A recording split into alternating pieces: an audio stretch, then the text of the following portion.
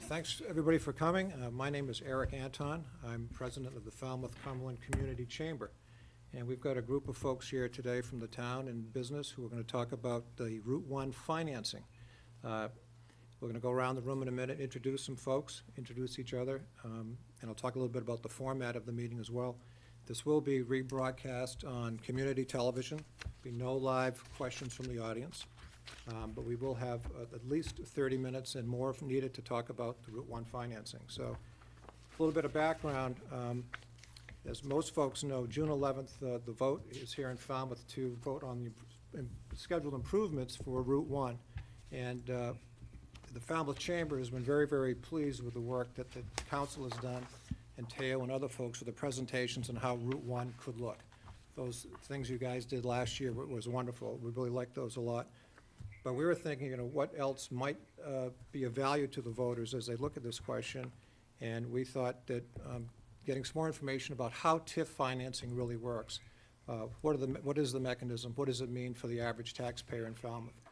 So we as a chamber approached the town, and Nathan, the town manager, got a group together with us to try and answer these questions. That's why we're here today.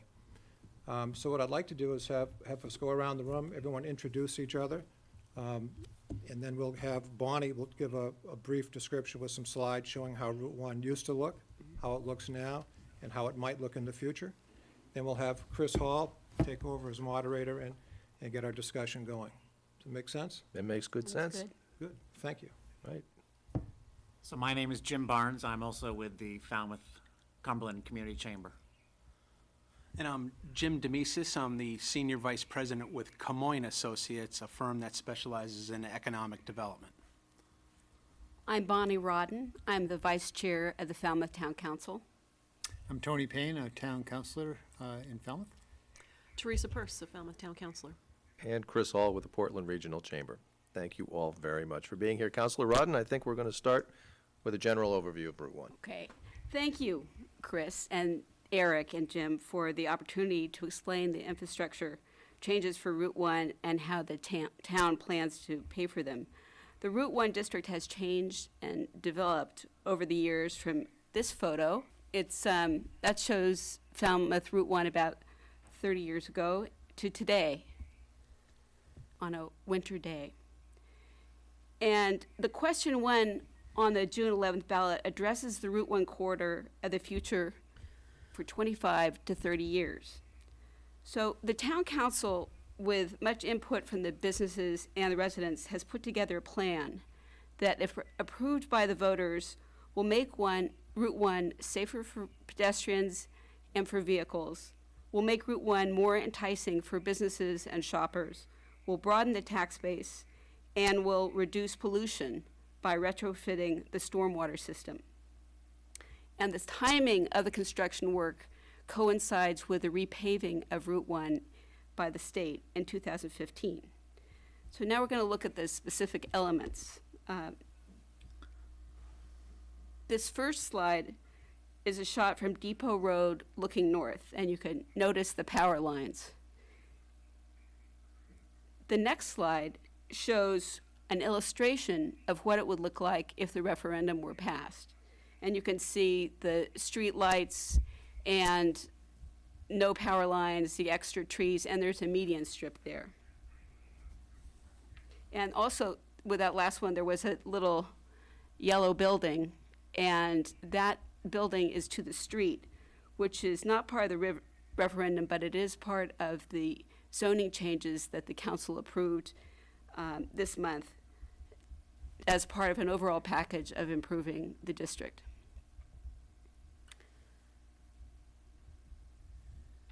Here's another view. This is of Route 1 looking north. Again, but this time it's from South Depot Road. There the power lines very prominently displayed. And the next slide here shows what it would look like if the referendum passed. There's a median on the left, the street light on the right, the power lines are buried. And here is a view of the shops at Falmouth Village. There's a left-hand turn lane. And look, there is a little median strip with an opening for pedestrians so they can actually get across the street. So that's it for the plan, and now it's time to talk about, as I understand it, the finances. That's right, Counselor. Thank you very much for that. We're going to go to some questions now to understand how these improvements are going to be paid for. Counselor Peirce, we're going to start with you to give us a general overview of the costs of the plan and how those costs will be covered. Thank you so much, Chris. I'm delighted to be here today. Thank you for giving me the opportunity to talk more with the town about the project. I appreciate it. Tony, or Councilor Rodden and Councilor Payne and I have spent the last 9 months together working on this plan, but this is a culmination of our Route 1 project that actually was begun in 2005, I believe. And so we've incorporated the upgrades that I'm going to enumerate here in a minute based on the long work by a lot of other people in town. And we're coming to this moment now in the hope that we can get moving forward on this project. So the elements of the project include underground power, which Bonnie has mentioned. It includes some stormwater upgrades, which we'll have to do regardless of whether this project happens or not. It includes upgrade to traffic signals and flow of traffic in the area. It's a improvement in the sidewalk system, which will have more connectivity. The lighting will be more using LED lights, and also some of it will be pedestrian, some of it will be for car, some of it will be for business, obviously. And then upgrade to just the overall look and tone of the area. The total cost of this project has fluctuated as we grappled with the different elements of it. It's ended up being at $11.7 million, which I know sounds like a lot of money to people out in the world there, especially in Falmouth. We tend to be frugal with what we do, but it is a big chunk of change. We got to this number and to these priorities based on a lot of conversations with not only the former groups that were part of the Route 1 project, but also with our outreach to businesses, our outreach to community, what we heard back from people. For example, part of this project didn't include the power lines when we started. It's a big ticket item, but it became apparent with every group we talked to that they really felt like if we were going to undertake something of this magnitude, that it was important to put these underground and important to do it now. If you didn't do it now, you wouldn't do it for 100 years, and by then it would, even though it's expensive now, it always gets more expensive. So when we look at all of the elements to this project and we get to the 11.7 million, I think we've kicked the tires a lot, and we've heard from a lot of people. We've decreased the medians, that saves some money. We increased the roadside for our emergency vehicles. That's changed the number a bit, so it was a little bit of a work in progress, but now we've made it to the 11.7, and we're looking forward to having the community reflect on it, understand it better, and hopefully vote in favor of it, personally. And obviously, one of the reasons we're here today is to make sure that people have the information they need, especially with regard to the financing. Jim Demesis is an independent expert. He's not being paid to be here today, but he has great experience with tax increment financing. That's a term that is key to this project. And Jim, I'm going to ask you to just spend a couple of minutes telling us what is tax increment financing. Sure, and glad to be here. So I'm going to attempt to do that by sort of making a very simple explanation of TIF, which has a lot of complex details, but at its core, it's a very simple tool. What TIF does, and the reason why it works in Maine, is the state allows municipalities to create what's called TIF districts, tax increment financing districts. And the valuation that occurs in that district going forward can be captured. And by captured, what it means is it's sheltered from state valuation. So normally when you have valuation and you have a development project, it increases valuation. That gets reflected in what the state calculates for state valuation and uses in various fiscal formulas, which I will explain in a minute. But once you capture that money, you can then use it for approved economic development and specific items in the TIF district, like what have already been mentioned. Items like utilities underground, roads, sewer, site improvements, those kinds of things. So there's a couple of keys there. One is the sheltering and why it makes sense for municipalities to do TIF. So normally, and when you create value, that goes to the state's formulas, and what it does is the more valuation you have, the less you receive in state aid to education, the less you receive in state municipal revenue sharing, and the more you pay in county taxes. So by sheltering that valuation, you shelter the town away from those negative effects. In the case of Falmouth, and this number varies depending on the municipality, but in the case of Falmouth, you lose about 65 cents on the dollar if you do not shelter your valuation. So in other words, an increase of $1 in valuation results in a revenue loss because of those fiscal formulas of 65 cents. A TIF allows you to keep that money. And one final piece on that, there's a trade-off. So you get to keep that extra money. You don't lose it to those fiscal formulas, but you cannot spend it on general fund operating items. So you can't fund it to you can't fund the police operating budget and the fire operating budget. But what you can fund is economic development improvements that have been both approved by the town and approved by the state. Jim, I understand that TIFs have been used all around the state for decades. Is it true to think that almost all of them have been successful? Yes, but but they haven't all been successful, but those that have not been successful have a couple of things in common. Generally, when they're not successful, it has to do with the way that the planning was done and the way that the financial reporting and accounting was done as follow-up. In other words, if you once you engage in a TIF, it's important that your finance department keep track of how much revenue, how much value is going into that district, working with the assessor to determine that, how much therefore revenues is being generated, and that becomes a special fund to fund the kinds of things that you want to do as part of your economic development. In the case of Falmouth, one of those things is to pay off a bond. So the places where they don't succeed, there has been improper accounting over time, and they start to mix general fund with their special development fund from the TIF.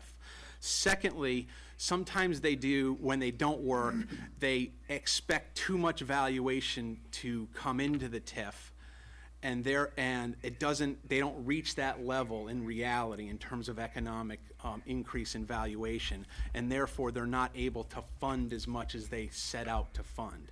But again, that's usually related to poor planning, and if you plan correctly, like was done in the case of Falmouth, and you plan conservatively, the tools, it works. It usually doesn't fail. Jim, thank you. Let's turn to Councilor Payne now and test some of those assumptions about conservative assumptions and good planning and accounting.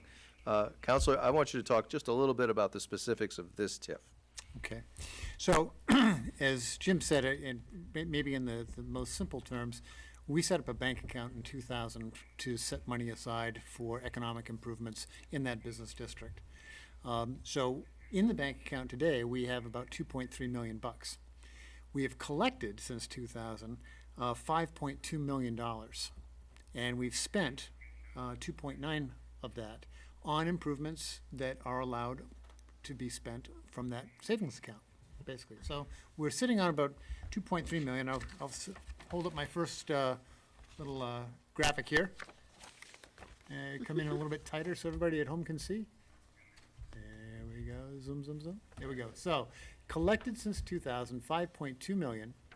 Spent since 2000, 2.9 million. And that included, for instance, the repaving and really substantial improvements to Falmouth Road. The state didn't want to put up the money to improve those sections of the road that were just downright unsafe. So the town put up the dough, and that was in the 2.9 million. And the balance, therefore, is 2.3 million.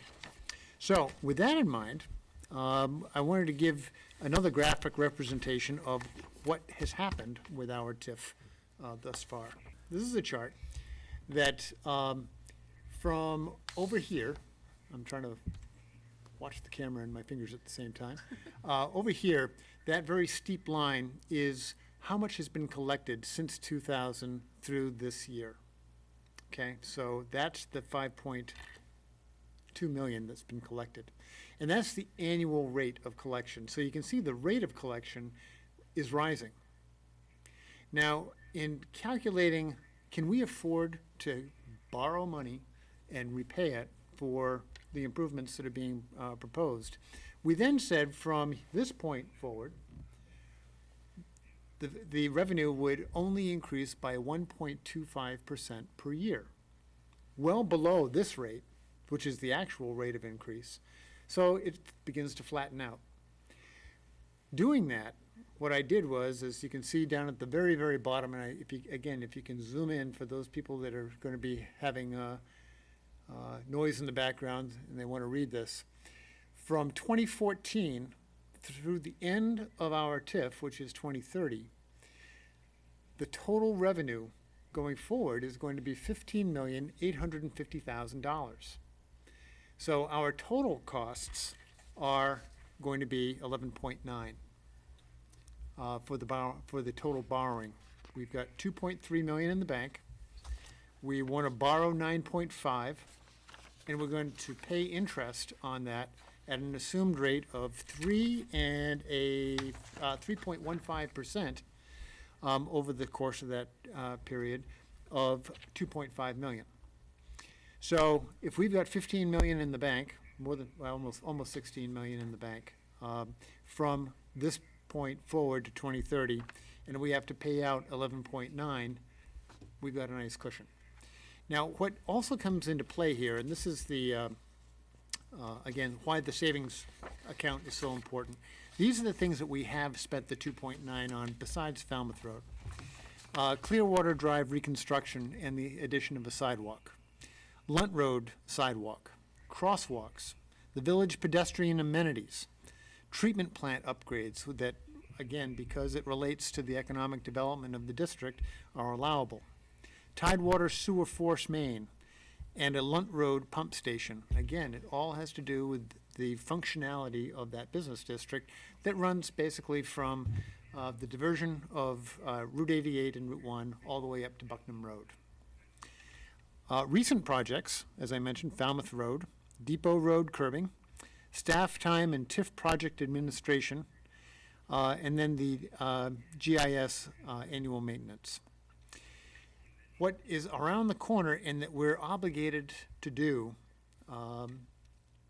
besides the infrastructure plan, is a Route 1 sidewalk from Providence Ave to Martins Point Bridge, wayfinding signage so that people can get around town easily and safely, Hat Trick Drive, and the Water District operations, the equipment related to that.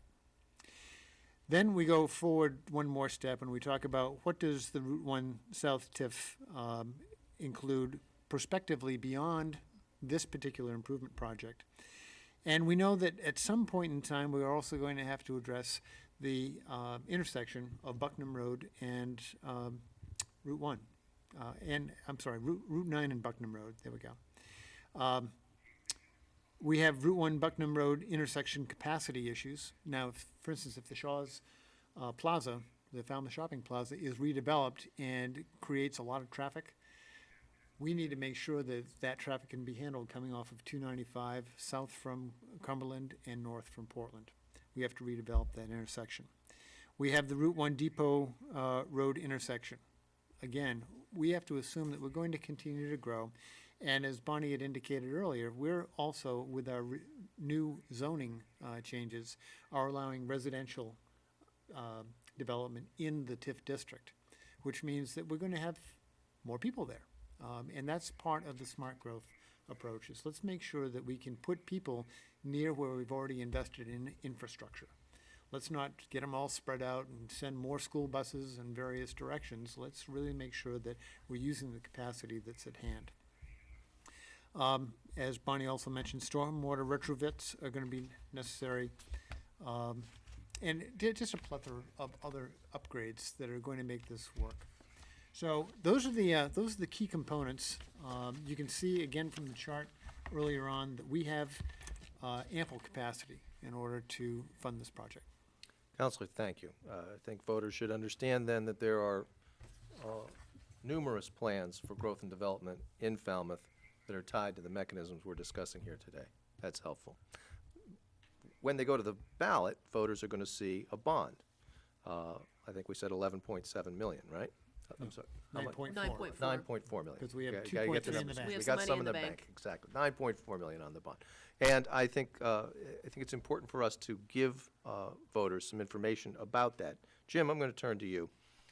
Since the funding of this project hinges upon paying off this bond, talk to us just a little bit about how the town does that. Sure. So what the bond financing does, it's basically allowing you to use now a second tool within the TIF tool itself. So it's just, you can fund these things as you go and pay as you go, or you can issue a bond. And a bond is basically borrowing at low interest rates because the town has a very good bond rating and fiscal rating. And what it does is, it's a fiscally responsible tool, because what it ends up doing is, rather than burden taxpayers in any given year, it spreads that out over time, in this case, up to 20 years, which then allows payment over that 20-year time, so that people who are using the infrastructure are paying for it in a planned manner. And that's the second reason why it's a fiscally responsible tool. If it's used in coordination with economic development planning and your capital planning, it's a way of spreading out your costs rather than hitting the tax rate all in one year. And in this case, it's a general obligation bond, meaning that it's backed by the full faith and credit of the town based on all of their property valuation.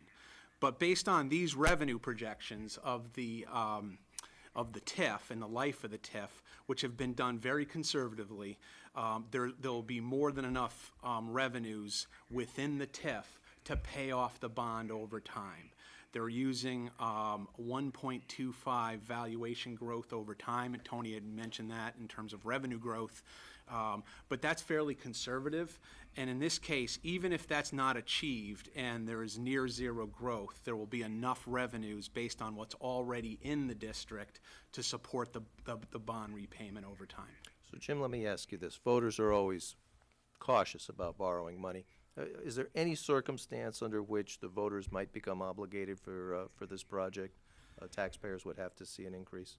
There's always a chance, but I would call that sort of, in this case, it's like the doomsday case. In other words, there would have to not only be not only less than 1.25% growth, but there would have to actually be a decrease in revenues in the district over time. Now, that's not impossible given the history of other communities in the nation through like a second or a third recession, but it's not likely. And even in that case, it's not like the voters would have to pay back all of the bond. There's going to be some revenue in there, even under some of those negative assumptions, where they might have to pay back 5 or 10%, but the likelihood of that happening is very, very slim. And the benefits that are received over time because of the sheltering that we talked about earlier more than outweigh that risk.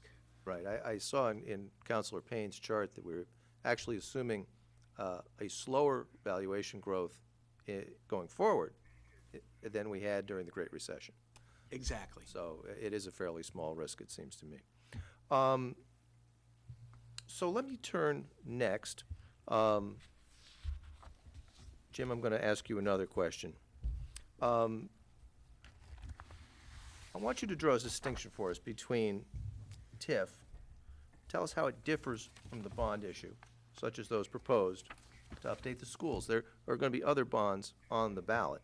How is this bond to support the TIF different from the bonds for the schools? Sure. Good question, because at its heart, it is a general obligation bond, so it looks and smells like it is the same kind of instrument. The difference has to do in the mechanism for paying that back over time. With a school bond or other general obligation bonds in the community, they would be paid for over time out of the general tax rate. In this case, with the TIF, and this is, again, gets to the heart of the TIF, you are setting up a special defined district. It's geographically defined. It's defined in terms of what value exists in there today, i.e. what land and buildings exist in there. And then the revenues associated with that through the tax rate, the property tax rate, are then dedicated to paying off the items that you're going to spend in the TIF. And in this case, the first item to be paid off will be your debt service related to the general obligation bond. You could, and in fact, this TIF calls for, I believe, the possibility of additional expenditures being made outside of just paying the bond off to do additional economic development items. And that's very typical. So you can sort of tier TIFs in terms of have some of it be borrowed through a bond, have some of it be paid off regularly, and that's a very typical scenario. What's different here as well in terms of the school, it's not meant to fund one particular building. So the other obligation bonds are generally to fund a school or one particular item. This is funding a variety of items within the district. Jim, thank you. That's really succinct and very helpful. We've covered a lot of territory here in about 25 minutes. I want to thank you all for that. I hope voters have found this information helpful as they make their decisions about the upcoming ballot. And certainly the counselors are always available to the voters if you have any questions. I'm going to turn it back to Eric Anton for a quick wrap-up. And once again, I want to thank you all for your expertise and your help this morning, this afternoon. Thank you very much. Thank you. Thanks, Chris. And thanks, everybody, for participating. Really appreciate the town working with the chamber to get this information to the voters. And as Chris said, if you have questions, contact your local representative here in Falmouth, and I'm sure you can get your questions answered. Thank you very much. Great. Thank you all. Thank you very much. Thank you. And don't forget to vote June 11th. Yes. on June 11th. There's more information in here, too, that we sent to all the voters. If you have not received a mailer and you're a Falmouth voter, certainly contact Town Hall and they'll get information out to you. Otherwise, check the mail. Thanks again.